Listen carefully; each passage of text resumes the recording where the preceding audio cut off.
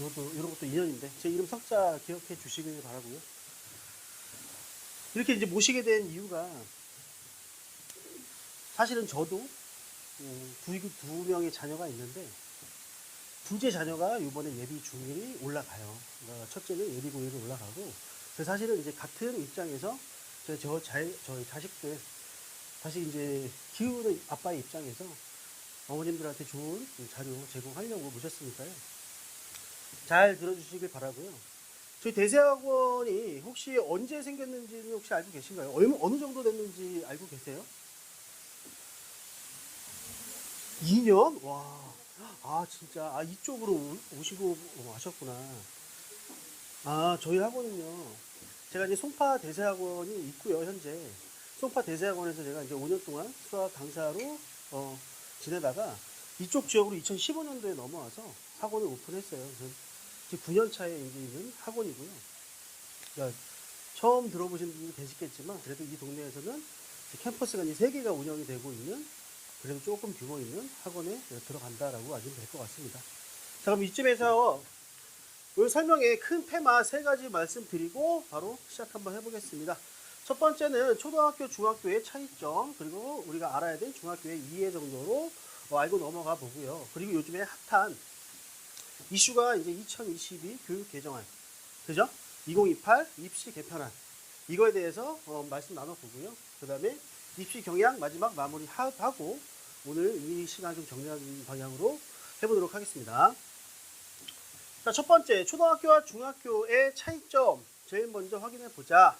올라갔습니다. 제일 먼저 달라진 게 뭔가? 크게 이제 4가지 정도가 있겠죠. 큰 자녀가 있으신 분들은 너무 당연히 아시겠지만 제일 첫 번째 교복을 입게 됩니다. 그죠? 이제 어머님들이 이제 옷과의 전쟁에서 벗어나게 되신다. 축하드립니다. 자, 두 번째 수업 시간이 이제 45분으로 5분이 연장되는데 수업 시간은 어떻게 정해지냐면 이 학생들의 집중도에 의해서 정해지고요. 그래서 고등학교 올라가면 50분, 대학교 60분. 그렇게 이제 짜진다. 5분이 조금 더 늘어난다. 그리고 세 번째, 학생들에게 제일 당황스러운 담임 선생님. 그죠? 초등학교는 처음부터 끝까지 담임 선생님이 지도하셨지만 이제는 담임 선생님을 만나러 가려면 교무실로 찾아가야 된다. 학생들이 이제 알아야 되는 사실이 되겠죠. 네 번째는 어머님들이 아마 분명히 이것 때문에 오셨을 것 같은데, 그죠? 평가 제도가 드디어 이제 시험이 중간고사, 기말고사가 생긴다. 여기 사진은 저희 학원에서 지금 대세 중간고사, 기말고사를 진행하고 있는 현장의 사진을 넣어놨습니다. 뒤에서 설명 한번 드릴게요. 자, 그 다음 어머니 요거 혹시 들어보셨나요? 자유학기제, 자유학년제라는 말 혹시 들어보신 분이 계신가요? 들어보셨죠? 그죠? 무슨 차이가 있는지 혹시 아세요? 그죠? 학년, 학기. 그러니까 학년, 1년 동안 시험 안 봐. 이 얘기고, 학기, 한 학기 동안 시험 안 봐. 어떻게 이제 운영이 됐냐면, 2016년도에 자유학기제가 처음으로 도입이 됐어요. 왜냐하면 학생들의 너무 오지선다에 시험에만 초점 맞추다 보니까 생각이 너무 편협해진다. 그래서 이 창의적인 활동을 하자라고 해서 자유학기제를 도입했죠. 그리고 2020년도에 자유학년제. 2020년 하면 딱 떠오르는 단어 3개 있죠. 그죠? 2020년도에 저희가 뭐를 겪었죠? 코로나라는 걸 겪었죠. 맞죠? 그때는 사실상 시험 자체가 크게 의미를 두지 못했습니다. 그 시간을 거쳐서 어떤 일이 벌어졌냐면 코로나를 거치면서 학생들이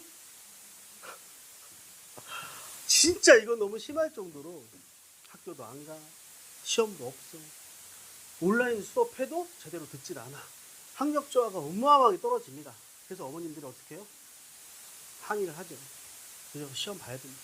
그래서 이제 작년부터 2023년에는 자유학기제로 변경을 권고한다라고 해놨어요. 사실상 강남 대치동은 그때 작년부터 올해죠. 2023년 올해부터 중학교 1학년 학생들 전면 다 시험을 봐요. 근데 아직까지는 저희 지역에는 1학년 시험 본 학교가 없었다. 그럼 이제 2024년도에는 어떻게 되느냐? 이제는 한 학기 정도는 시험을 볼 거다라는 예측이 나오는 거지 아직 확정은 아닙니다.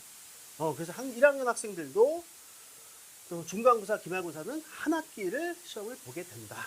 될 수 있다라고 말씀드리는 게 더 정확할 것 같아요. 그렇다면 학교에서 시험 보지 못하는 게 왜 불만이냐? 그죠? 똑같아요. 오히려 시험을 안 보니까 학생보다 부모님들이 더 불안해하죠. 내 자녀가 지금 어느 위치에 있는지 판단이 안 돼. 그래서 저희 대세학원은 2020년 코로나 시점 이 시점에 오픈을 하면서 중학교 1학년 학생들한테 전면적으로 대세 중간고사와 대세 기말고사를 계속 시행해 왔습니다. 당장 내일 모레도 우리 중학교 1학년 학생들 전체가 대세 기말고사를 치르게 됩니다. 그래서 이거는 갑자기 만들어진 건 아니고요. 벌써 시행한 지 3년 차가 되고 있는 시스템으로 만들어낸 상황이고요. 내년에도 한 학기를 자유학기제로 학교에서 시험을 안 본다라고 하면 나머지 한 학기는 저희 대세학원에서 재원생과 비재원생 모두 응시 가능하도록 성적표까지 배부할 수 있도록 진행을 할 것입니다. 이걸 좀 기억해 두시면 바로 좋을 것 같아요. 자, 그 다음 이제부터 변화하고 있는 입시에 대해서 입시를 왜 알아야 될까? 어머님들 이제 고민하시겠지만 지금 현재 어머님 자녀들은 초등학교 6학년이에요. 그죠? 중학교 1학년을 올라가는데 그 중학교 1학년은 중학교 1학년 개편 과정을 겪지 않습니다.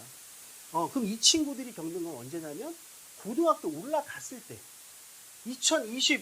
2025년도부터 처음으로 고등학교 개편되는데 현재 중2 학생들이죠. 그 학생들이 겪는 거를 똑같이 이제 겪게 될 거니까 미리 알고 계셔라 라는 취지에서 준비를 해봤고요. 그러니까 지금 당장은 바뀌는 게 없다. 이 얘기를 드리고 싶어요. 자, 그리고 작년에 아주 핫했죠. 작년 설명의 주제는 이거였어요.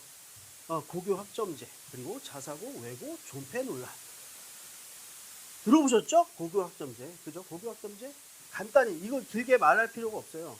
사실상 2025년부터 시행한다라고 했지만, 작년에는 강력하게 얘기했지만, 이제 2028 입시 개편안이 발표되면서 사실상 어떤 방향으로 진행될지는 누구도 예측할 수가 없는 상황이 됐습니다. 그래서 고교학점제가 어떤 건지 정도만 어머님 좀 알고 가시면 될 것 같은데, 간단히 설명드리면 제일 중요한 두 단어가 있죠.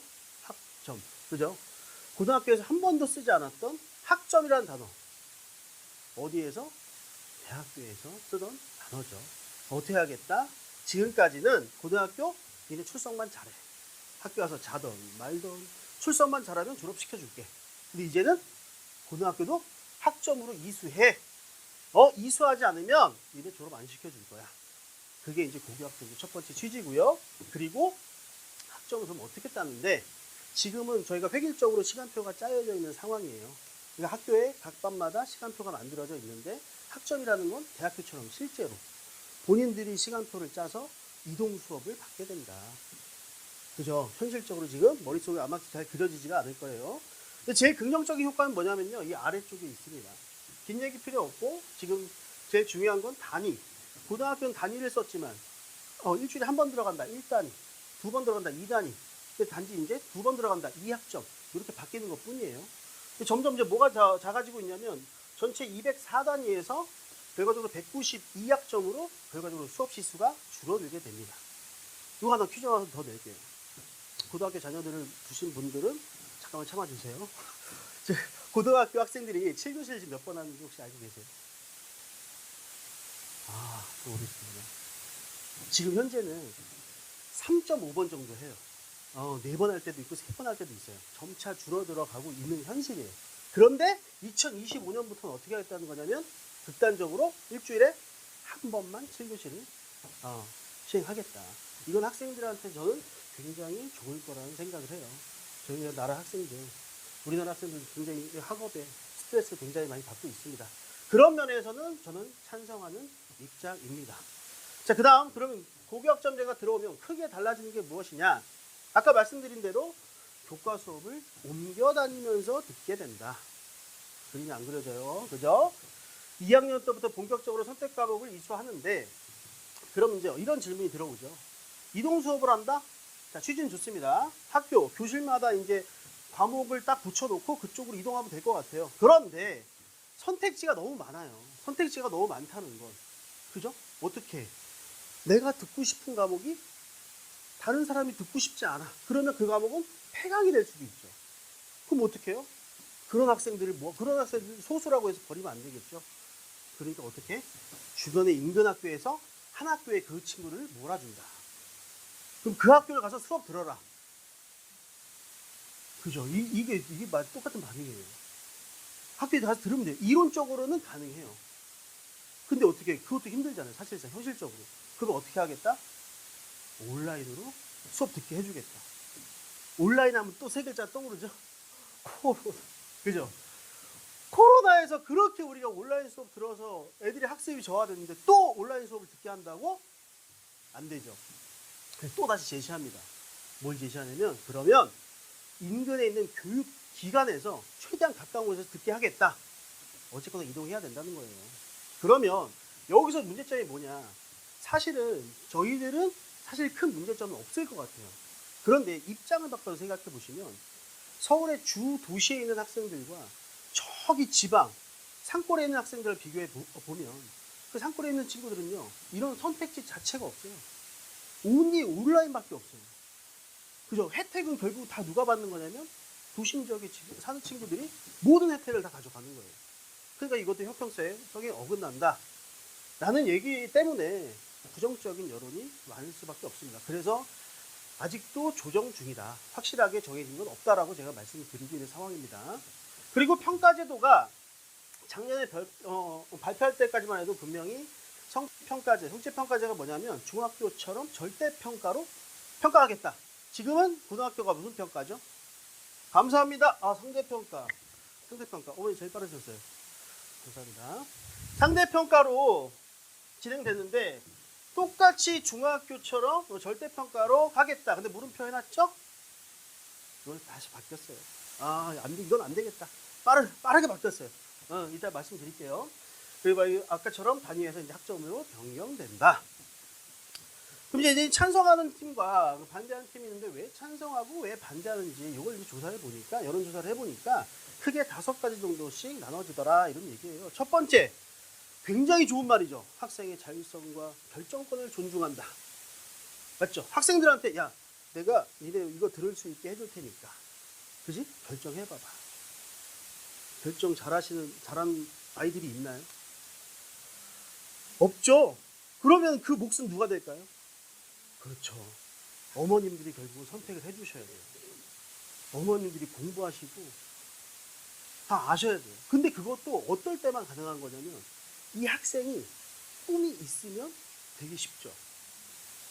그죠? 근데 저는 이제 고등학생들 수없이 이제 지도를 해봤으니까 상담할 때마다 항상 물어보는 게 있어요. 혹시 내고 싶은 게, 좋아하는 게 있니? 이제 어떤 대답인지 아세요? 정말 거짓말이 아니라 한 80% 정도가 없어요. 이게 현실이에요. 근데 그런 친구들한테 선택권을 준다? 하지 못하죠. 그죠? 그리고 그거에 대한 폐해도 다시 한 번 더 말씀드릴게요. 그리고 두 번째, 학생의 진로 적성 개발. 좋습니다. 세 번째, 자기 주도 능력 향상. 저희가 진짜 원하는 거죠. 스스로 할 수 있는 힘 길러주자. 그죠? 네 번째, 일정 이상의 학습 수준 보장. 이게 무슨 말이냐? 아까 말씀드렸죠? 지금은 니네 출석 있으면 졸업시켜줄게. 근데 이제 어떻게 해야 돼? 학점을 따야 돼. 그럼에도 불구하고 꽈락을 하는 친구가 있어요. 그럼 어떻게 해요? 진짜 졸업 못해요? 아니에요. 학교한테 책임을 넘깁니다.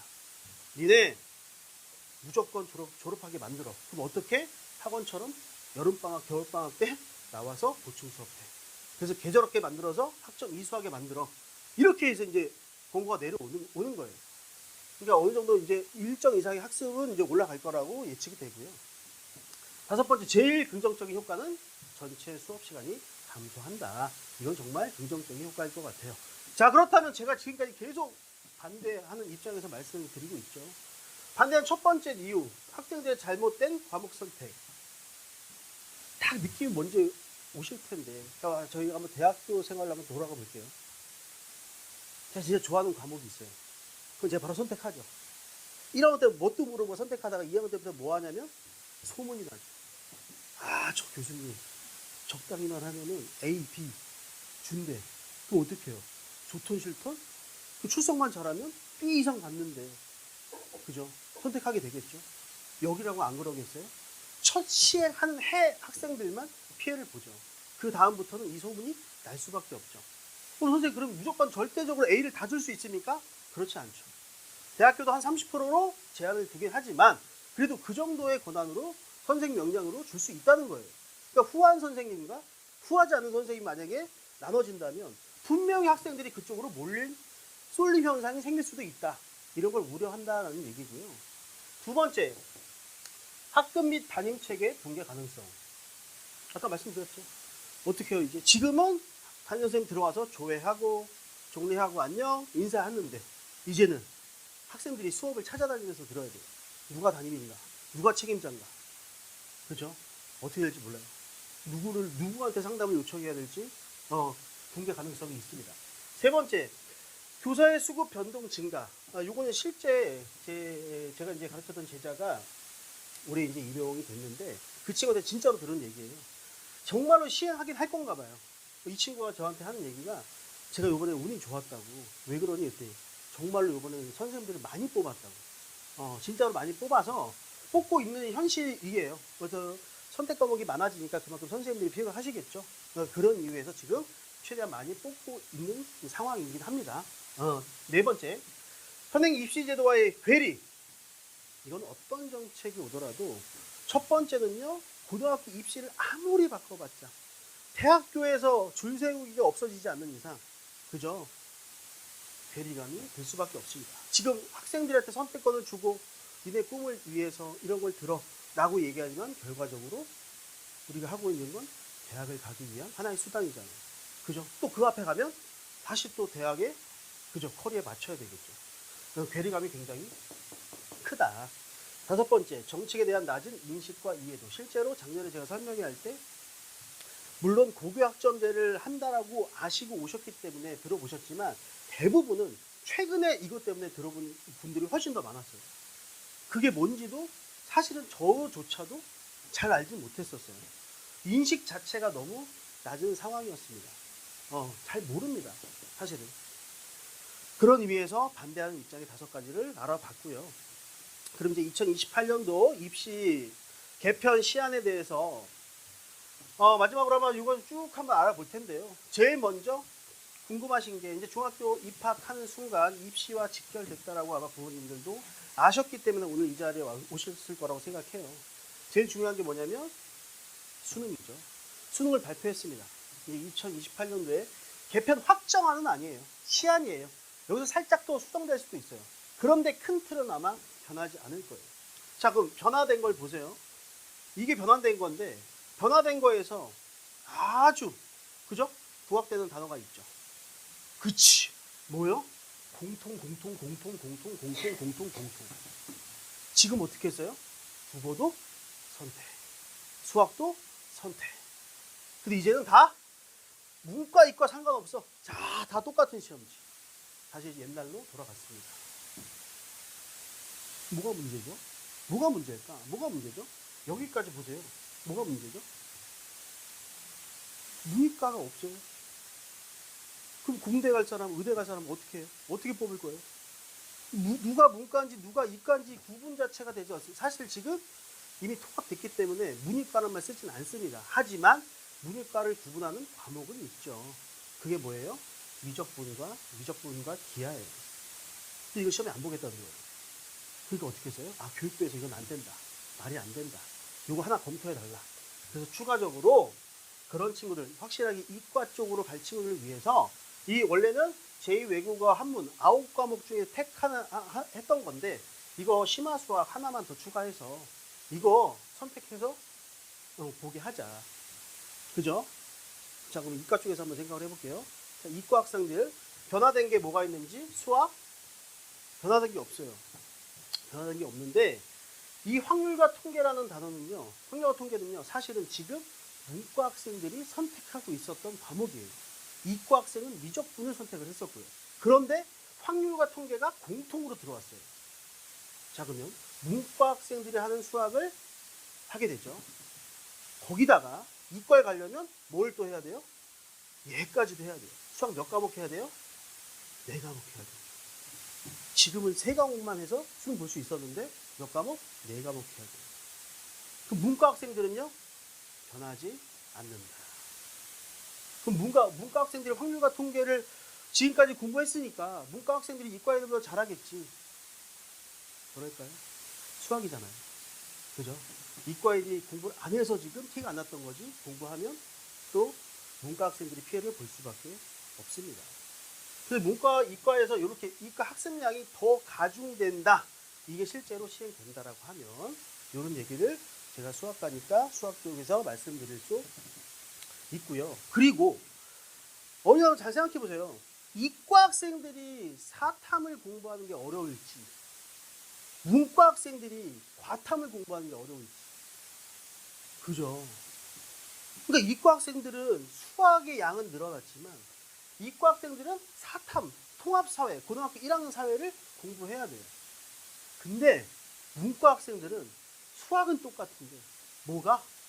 통합과 이런 과학을 지금 피해갈 수 있었거든요. 선택 안 하면 되니까 피할 수가 없게 됐어요. 그래서 지금 이슈가 되고 있는 거예요. 과학이 지금부터 다시 돌 수밖에 없는 이유가 이런 이유에서 문과 학생들이 버릴 과목이 없어. 다 공부해야 돼. 아까 어머니 말씀 똑같아요. 학생들도 똑같이 느낍니다. 이과 애들이 사탐 공부하는 거랑 문과 애들이 과탐 공부하는 거는 체감 난이도 자체가 다릅니다. 그런 이유에서 과학이 지금 뜨고 있다. 어머님들도 어느 정도 대비를 하셔라 라고 말씀드리고 싶네요.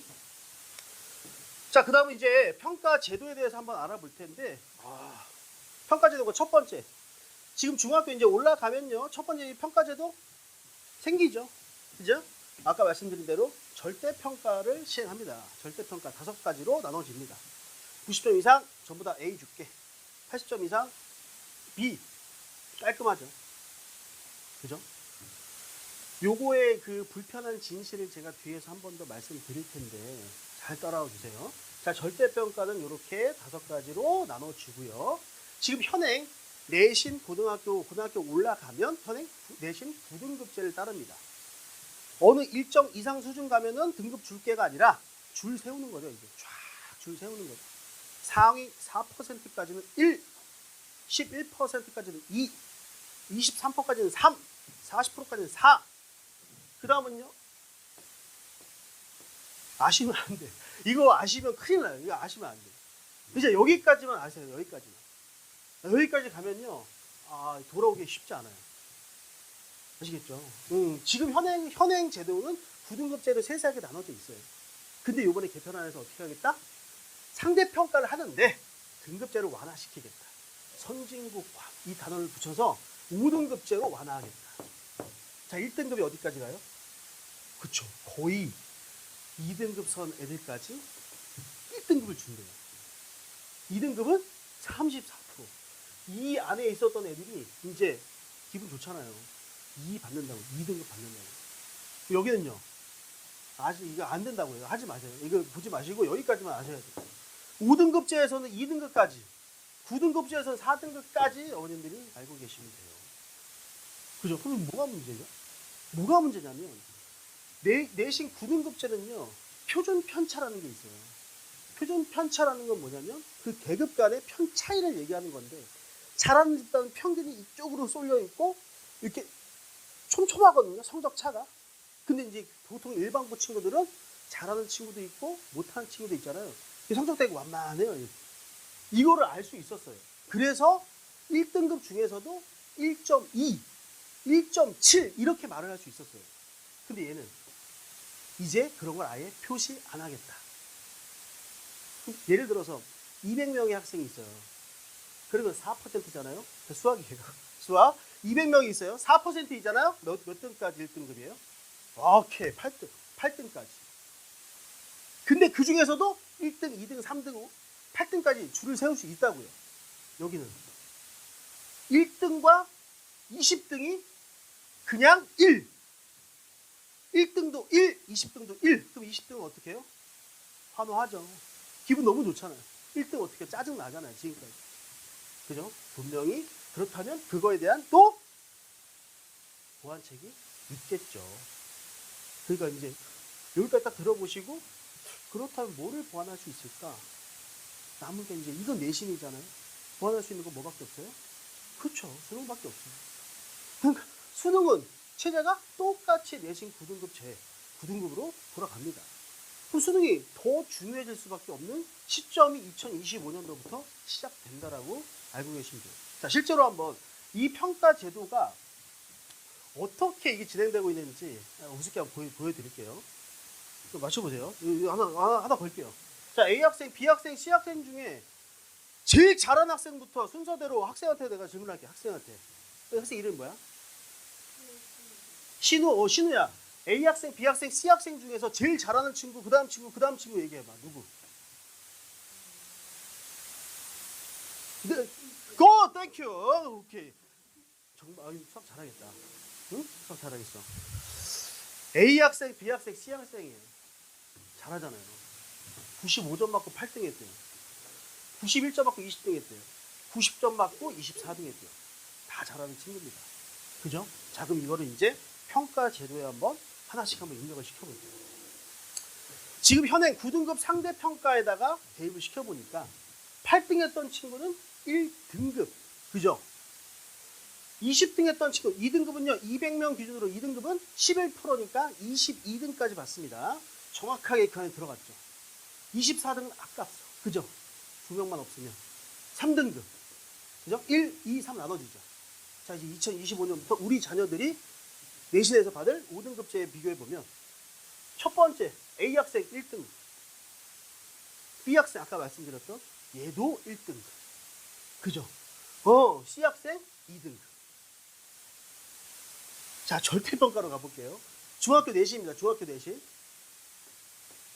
누가 잘하는지 알 수 없죠.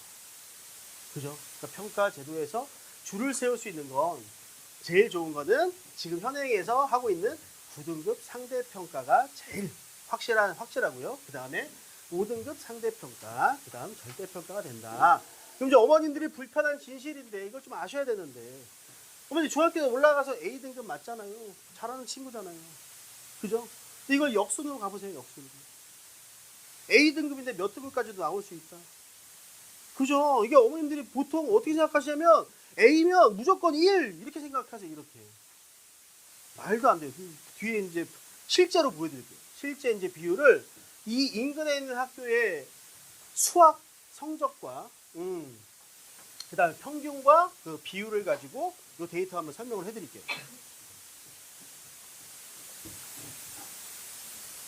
자, 제일 가까운 지금 신원중학교가 있죠. 2학년, 3학년, 1학년 시험이 없었으니까 이거 한번 보시면 여기 지금 44.8%라는 게 뭐냐면요. 2학년 학생이 신원중학교에서 수학을 44.8%가 A등급을 맞았다 이 얘기예요. 어마어마하죠. 이건 두 가지를 얘기할 수 있어요. 요것만 보고 단적으로 말씀드릴 수 없는 게 44.8%가 뭐야? 시험이 완전 뭐야? 너무 쉬웠던 거 아니야? 그렇게 생각할 수도 있어요. 두 번째는 공부 진짜 열심히 하는 거야.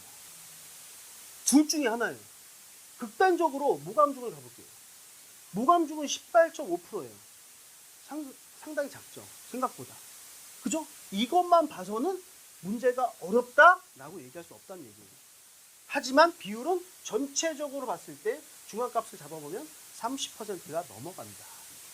그만큼의 학생들이 무슨 등급을 받고 있다? A등급을 받고 있다. 그만큼 A등급을 받고 있었던 친구들이 30% 넘어간다? 그러면 9등급제에 대입해보면 그 친구들은 1등급, 2등급, 4등급, 3등급, 4등급까지도 나올 수 있는 사실이다. 항상 고등학생들을 수업을 하다 보면 컴플레인전을 한 번 정도는 받게 됩니다. 그 시점이 딱 한 번이에요. 고등학교 1학년 1학기 중간고사 첫 시험 보고 왜? 우리 아들 A등급이었는데 어떻게 70점이 나오냐고. 고등학교는 점수가 중요할까요? 중요하지 않습니다. 왜? 등급으로 줄을 세우니까 70점 맞고 실제로 이 인근 학교에서 1등급이 나옵니다. 점수가 전혀 중요하지 않아요. 결과가 나와봐야 등급을 알 수 있는 거고요. 그리고 그 친구가 설상 3등급이 나왔더라도 사실상 그 친구의 실력은 이미 원래 3등급이었던 친구예요. 말이 안 됐잖아요. 이만큼의 비율 A등급인데 여기에서 결국은 1등급부터 나눠 가져야 돼요. 모두 다 가져갈 수 없겠죠. 분명히 그 안에 4%만 1등급을 가져갈 수 있다는 거예요. 그래서 이 얘기를 항상 먼저 말씀드려요. 어머님들 알고 계시면 조금 더 덜 화가 나실 것 같아요. 나중에 고등학교 입학했을 때. 그죠? 그래서 이제 요렇게 이제 시행이 되면, 등급제하고 20기 개편이 되면, 결과적으로 이제 무슨 일이 벌어지는지 마지막에 결론 한번 내려볼게요. 자, 5등급제가 변화되면서 어떤 예측이 나오고 있냐면, 첫 번째, 특목고와 명문고가 선호도가 증가하겠다. 왜일까를 또 한번 생각을 해봐야 돼요. 그죠? 왜 특목고, 왜 명문고? 특목고이 가까운 데도 있죠? 그죠? 고향 외고, 국제고, 그죠? 자사고도 있고 많습니다. 왜 증가하냐면, 아까 A등급 받았던 친구들 중에 분명히 특목고에 가는 친구들이 거기에만 있어요. A등급 중에서만 나와요. 그럴 수밖에 없어요. 그런데 결과적으로 그 꼭대기에 있는 친구들조차도 특목고 들어가서 뭘 받아야 돼요? 평가를 받아야죠. 결과적으로 1등급부터 9등급까지 줄을 세워야죠. 맞죠? 근데 이 친구들은 중학교 때까지 어디 있었어요? 꼭대기에 있었어요. 근데 갑자기 내 등급이 6등급이 떠요. 뭐야, 6등급 잘한 거예요? 못한 거예요? 어머니 볼 때 못한 것 같잖아요. 근데 걔네들은 계급 간의 간격이 엄청나게 촘촘해요. 정말 치열해요. 그런 애를 일반고 왔으면 1, 2등급은 무조건 따고 들어가는 거죠. 그죠? 그래서 그런데 이제는 어떻게? 평가를 5등급제로 완화하겠다. 그리고 줄도 안 세우겠다. 그러니까 야 적당히 좀 하면 2등급까지 나올 수 있을 것 같은데, 이런 생각을 하면서 특목고와 명문고를 선호도가 증가할 거다라고 예측을 한다라는 얘기예요. 실제는 어떻게 될지 모릅니다. 두 번째, 내신의 변별력이 낮아진다. 아까 그 말이죠.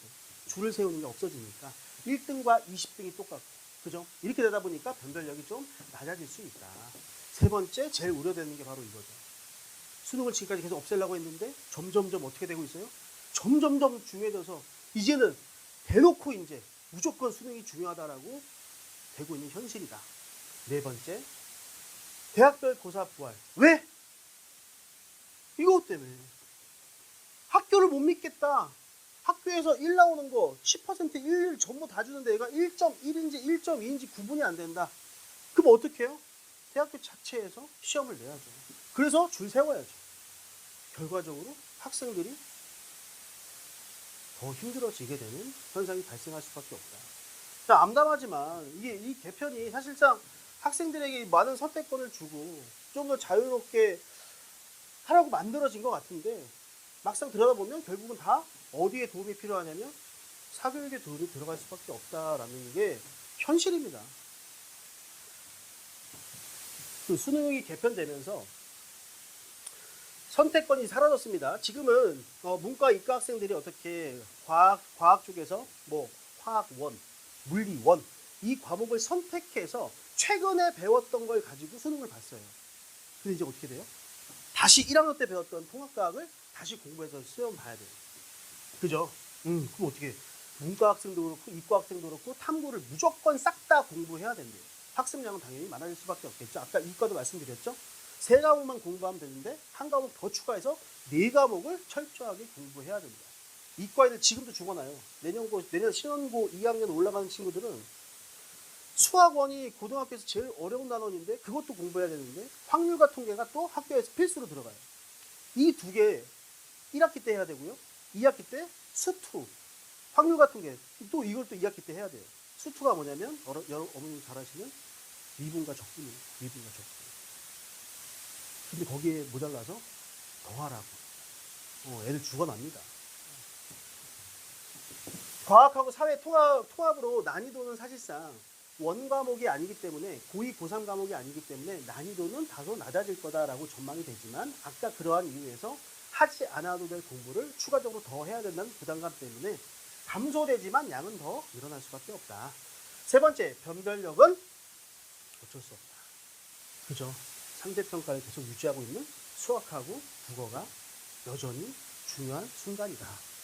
네 번째, 문과 학생들도 아까 말씀드렸던 과학이 필수가 되더라. 이런 얘기입니다. 그죠?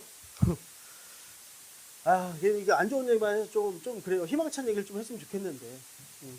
어머니 이제 중학교 올라오자마자 어머님들이 하셔야 될 게 뭐냐면, 저는 좀 편했어요. 저는 첫째가 이번에 이제 고등학교를 선택하는데 선택권을 학생한테 줬어요. 네가 알아봐라. 알아보니까 그 친구가 그런 꿈이 있는지도 몰랐는데 성우가 되고 싶대요. 성우가 되고 싶다고 예술고를 가고 싶다고 해보라고. 근데 또 이제 그만 바뀌더라고요. 또 바뀌어서 일반고 간다고. 그래서 바로 일반고 저희는 지원하고 마음 편히 신경 안 쓰고 그냥 있는 상황이라서 저는 오히려 좀 간단한데 어머니들 중학교 이제 입학을 하시면 고등학교가 이 정도로 세분화되어 있고 이 정도로 많다는 거를 이건 참고 자료로 제가 이제 드리는 거예요. 혹시라도 어머니들 중에서 뭐 자사고 특목고를 생각하시는 분들은 어떻게 갈 수 있고 작년에 이거에 대해서 실컷 떠들었는데 근데 이거는 이제 지금까지는 어머니들이 굳이 아실 필요 없을 것 같고 제가 매년마다 설명회를 진행하는데 테마가 잡힐 테니까 혹시라도 원하는 테마가 있으시면 그때 오시면 더 상세하게 제가 풀어서 말씀을 해드릴게요. 그래서 이거는 이제 서비스로 어머니 드리는 거고요. 고등학교 선택할 때 이 5가지를 이제 어머님들과 학생들한테 부탁을 드립니다. 학생을 제일 잘하는 건 저희가 아니죠. 선생님이 아니죠. 제일 잘하는 건 부모님이에요. 부모님. 그죠? 제일 먼저 이 학생들의 성향과 상황을 보고 선택을 하셔야 됩니다. 그죠? 그죠? 아이들의 초점을 맞춰주셨으면 좋겠다. 아이가 외고를 가고 싶다. 밀어주셔야 돼요. 근데 엄마가 외고를 보내고 싶다. 이거 좀 참아달라는 거예요. 왜냐하면 이게 아까 말씀드렸듯이 외고 특목 자사고가 대학을 갈 수 있는 확률은 훨씬 높아요. 근데 전제 조건이 있어요. 버텨만 준다는. 아까 얘기했죠. 거기 갈 수 있는 친구들은 꼭대기 등급이라고. 근데 거기 가자마자 어떻게 돼요? 줄 쓴다고. 그 친구들이 꼭대기에 있다가 중간 지점으로 내려오는 순간 한 번은 그럴 수 있지. 이렇게 마인드 컨트롤 해요. 2번째 되잖아요. 3번째부터 나 진짜 내가 못하나? 내가 해도 안 되나? 이런 생각들을 해요. 그래서 뭘 하냐 하면 실제로 자퇴를 해요.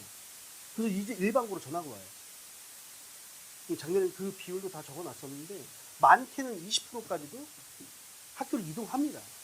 왜냐하면 정신적으로 버티지를 못해요.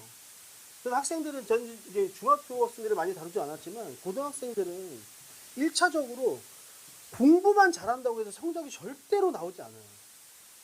공부 잘하는 방법 제가 하나만 알려드릴게요. 저희 학원에서 잘하는 전교 1등 친구들도 수두룩하고 많았는데 그 친구들 쭉 상담해보고 조사해본 결과 딱 한 가지의 공통점이 발견됐습니다. 진짜예요. 한 가지가 부모님과 소통이 되더라. 그 중에서 아버님과 불편하지 않더라. 이게 진짜 공통적으로 그 친구들한테 찾아낸 것들이에요. 지금 저 친구 왔잖아요. 어머니 따라 왔잖아요.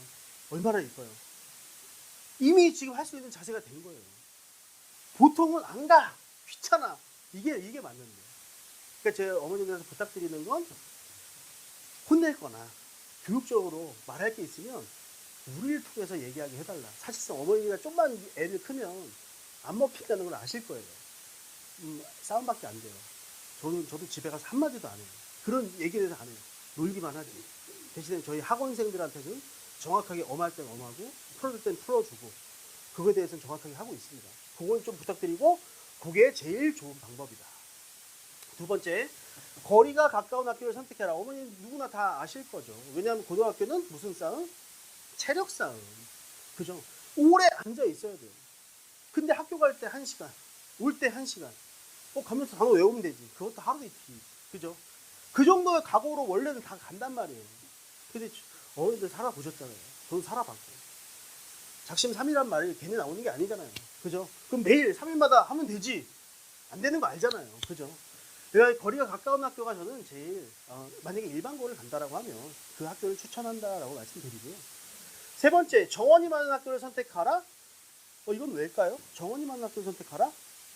그렇죠. 아무래도 150명 있는 학교보다는 250명 있는 학교가 그렇죠. 1등급 받을 비율이 더 많아질 수밖에 없기 때문에 그런 이유에서 어차피 비슷하다면 정원이 많은 학교를 한번 선택하는 것도 좋다. 4번째는 이건 고교 학점제 때문에 써놓은 거예요. 선택 과목이 다양한지를 알아보고 선택하라. 고교학점제가 시행이 되면 학교마다 발표할 겁니다. 우리 학교에서는 어떤 과목, 어떤 과목이 깔릴 테니 분명히 쭉 깔아주고 그걸 보고서 어머님들이 선택하시면 될 거예요. 다섯 번째, 시험 문제가 쉽고 어렵고는 중요하지 않다. 왜요? 절대평가가 아니까. 그죠? 절대평가가 아니니까 시험 문제를 어렵게 내도 줄은 서요. 등급은 나와요. 그죠? 그럼 중학교는요? 그래서 중학교는 왜 못하죠? 중학교는 왜 어렵게 못 내죠? 중학교 왜 어렵게 못 낼까요? 어렵게 내면 70점 나왔어. 어떻게 해요, 그러면? 애들이 다 C예요. 그럼 걔네들 어떻게 해요? 나 외고 가고 싶었는데. 꿈이 없어져요. 그러니까 중학교는 어렵게 낼래야 낼 수가 없는 거예요. 그게 이제 불편한 진실이에요. 중학교는 어렵게 내고 싶어도 인근에 뭐 좋은 학교가 많다면 굳이 특목을 안 간다고 하면 어렵게 내도 상관없어요. 그래야 실력이 올라가니까. 근데 그러한 이유로 어쨌거나 특목 자사고를 보내기 위해서 A등급을 많이 나오게 하기 위해서 시험 난이도를 조절한다. 근데 고등학교는 절대 그렇게 하지 않는다. 심한 경우는요. 이번 신혼고 1학년 시험이 중간고사가 너무 터무니없이 쉽게 나왔어요. 100점짜리가 1등급이 없을 정도로 나왔어요. 말이 안 되죠. 그렇게 되면 어떻게 되냐면 선생님 끌려가요. 대전실로 불려가요. 불려가서 심할서 쓰고 그 다음 시험 어떻게 돼요? 오늘 시험 봤어요. 기본 5개는 깔고 가는 거예요. 그냥. 애들이 어떻게 해요? 적응을 못해요. 저번 시험 100점이었는데 이번 시험 70점, 60점. 편차가 어마어마해요. 그러니까 이제 이런 조치가 없으니까 고등학교에서는 그런 일들도 벌어지더라. 이런 거 한 번 더 말씀드리고요. 그러니까 점수에 대해서 어머님들이 고등학교 올라와서 점수에 연연하시면 안 되고요. 꼭 점수 나올 때까지, 성적 나올 때까지, 등급 나올 때까지 꼭 기다려 주셔라. 실제로 전교 1등 했던 친구가 고등학교 2학년 이과를 진학했는데 첫 시험에서 70점이 나왔어요. 동상고 학생이었는데 70점이 나왔는데 처음으로 어머님하고 통화를 해봤어요. 학생이 와서 다 등록하고 했는데 어머니 놀래 전화 온 거예요. 내가 70점 맞았다고. 그래서 시험지를 이제 받아봤죠. 웬 거예요. 50분 보는 시험에서 수능에 나오는 킬러 문항 4문제가 나온 거예요. 킬러 문항이라고 하면 문제를 아무리 빨리 풀어도 10분이에요. 10분에서 15분을 주는 게 킬러 문항인데 그 4문제를 낸 거예요. 그 뭐예요? 풀라는 거예요? 말라는 거예요? 찍으라는 거예요. 그 70점 나왔어요. 그럼 그 친구 몇 등 했어요? 그리고 1등 했어요. 1등하고 1등급 나왔어요. 그러니까 끝까지 시험지를 보고 저희들 판단하잖아요. 이거는 무조건 이건 점수가 나올 수가 없는 시험지다. 좀만 기다려 보셔라. 그러니까 이제 저희 말이 맞았죠. 어머님이 조금 더 여유를 가지시면 아마 좋은 등급 맞을 수 있을 거라고 생각합니다. 자, 오늘 했던 거를 마무리 한번 해볼게요. 자, 중학교 올라와서 어머님들이 제일 중요했던 거 이제 평가와 시험 제도가 생기는데 내년부터는 올해까지 없었던 중학교 1학년도 분명히 중간고사와 기말고사를 한 학기는 시행할 수 있을 것이다. 아직은 예측이지만 그럴 확률이 더 높다. 그게 바로 자유학기제다. 학기제로 변경이 된다. 그럼 자유학기 변경에 우리가 이제 대비하기 위해서 우리 대세학원에서는 시험에 안 보는 기간에도 대세학원에서 자체적으로 국영수과를 대세 중간고사와 대세 기말고사를 치르고 있다. 그리고 어머님들은 중학교 입학하는 순간부터 이제 뭐를 선택하셔야 된다? 고등학교 선택을 준비하셔야 된다. 그리고 저희 대세학원을 만약에 선택했을 때 빛날 수 있도록 대세학원은 최선을 다할 거고요. 마지막으로 저희 대세학원의 로고 많이 보셨을 거예요. 로고가 그냥 만들어진 건 아니고요. 뜻이 있습니다. 구불구불한 험난한 미로에서 정답을 찾아간다는 그 모양을 형상화한 것이고요. 자, 모두 다 학생도 그렇고요, 어린도 그렇고요, 모두 다 길을 찾기 위해서 지금 열심히 그죠? 이 자리에도 오신 거고 참석하신 거고 노력하시고 있을 거라고 생각합니다. 그 길을 찾아가는 과정에서 저희 대세가 함께하도록 하겠습니다. 자, 지금까지 들어주셔서 감사합니다. 궁금하신 거 있으면은 물어보셔도 괜찮아요. 제가 이 얘기는 뺐어요. 어머님들이 제가 이제 전체적인 걸 설명하다 보니까 수학만 설명하면 제가 선행에 대한 얘기를 좀 해주고 싶었는데 너무 또 길어질 것 같아서 지금도 봐봐요. 제가 지금 말이 좀 많아서 벌써 50분이 갔네요. 만약 궁금하신 게 있으시면 편하게 물어보시면 될 것 같고요. 제가 완벽하게 뭐 다 해드렸다 그러면 가셔도 좋고요. 네.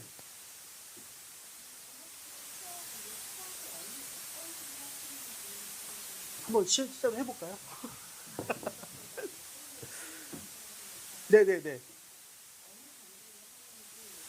거기에 보시면 커리큘럼 다 넣어놨거든요. 그 다음에 봉투에 들어있는 거 있잖아요. 봉투에는 국어, 수학, 영어에 대한 과목 설명이 들어가 있어요. 그래서 시간표하고 전체 커리가 쭉 나와 있어요. 수학도 중학교 1학년 들어오면 이쪽 반은 여기서부터 여기까지. 반마다 저희는 다릅니다. 레벨별로 다르기 때문에 일단 레벨 테스트가 반드시 진행이 돼야 되고요. 그 레벨에 맞는 반이 들어간다면 공부하셔야 돼요, 어머니. 이게 다 보셔야 돼요. 다 보셔야 됩니다. 그렇지 않으면 안 돼요. 그러니까 제가 생각하는 선행은 그러니까 먼저 나간다고 선행이 아니라 그러니까 잘하는 친구들이 더 이상 할 게 없을 때 그죠? 그 부족한 부분을 채워주는 게 선행이라고 생각하지. 그냥 무조건 빨리 나간다고 해서 선행이라고 생각하지 않아요. 제일 많이 듣는 게 고등학교를 가르치다 보면 어깨에 뽕 이만큼 들어가서 막 어머님하고 학생이 와요. 와서 막 고등수학 상하 2바퀴 돌리고 뭐 수원 수토 한 바퀴 돌았다. 알겠습니까요, 어머니? 시험 한번 볼게요. 시험 보면 어떡해요? 그 중에 잘하는 애는 한 명밖에 없어요. 대부분 다 그냥 돌기만 했던 친구들이에요. 진짜 고등학교는요, 어머니 선행이 의미가 있냐? 의미가 있는 친구도 있지만 현재 열심히 하는 애들이 무조건 등급이 잘 나올 수밖에 없어요. 그 진리예요. 수없이 가르쳐봤지만 제일 확실하고요. 그래서 저희 학원은 선행을 막 지향하진 않아요. 진짜 필요한 것만 부모님들한테 여기까지는 들으시면 좋습니다. 그리고 할 수 있는 친구들한테만. 그리고 부족한 친구들한테는 오히려 그 밑에 거나 현행을 더 잘할 수 있도록 그런 특강을 넣어주고요. 그래서 이제 어머님들이 선택하는 기준 자체가 선행을 원하시는 어머님들이 계세요. 근데 그런 학원도 있고요.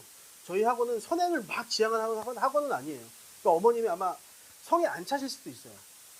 그런 것도 있고, 저도 학원은 다 달라야 된다고 생각을 해요. 소비자의 입장에서 선택지가 많아야.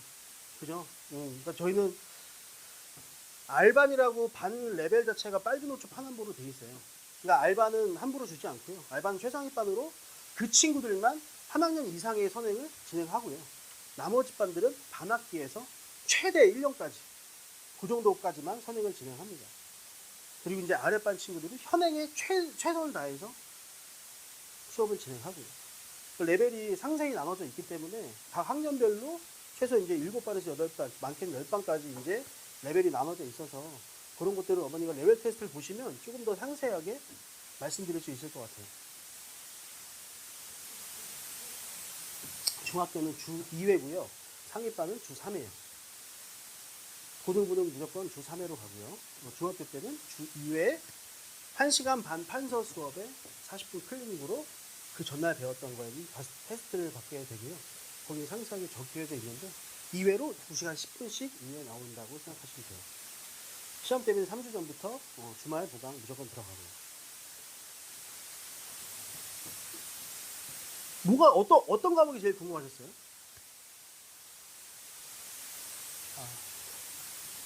아니, 궁금한 게 없으시군요.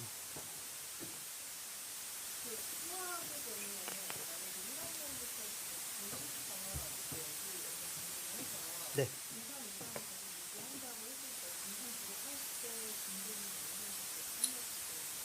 지금 중3 졸업할 때까지 수투?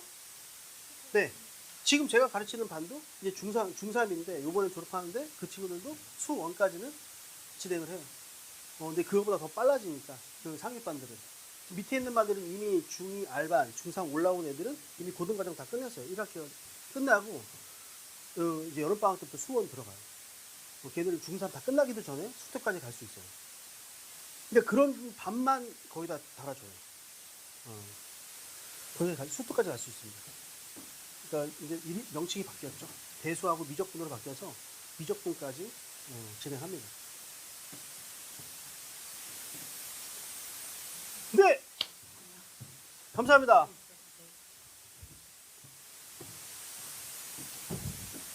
궁금한 사항이 있으시면 그 전화번호 있으니까요. 상담 많이 예약하고 싶으시면 예약해 주시면 저희 상세히 더 설명드릴 거고요. 비도 오는데 오늘 와주셔서 뭐 대단히 감사드립니다. 수고하셨습니다.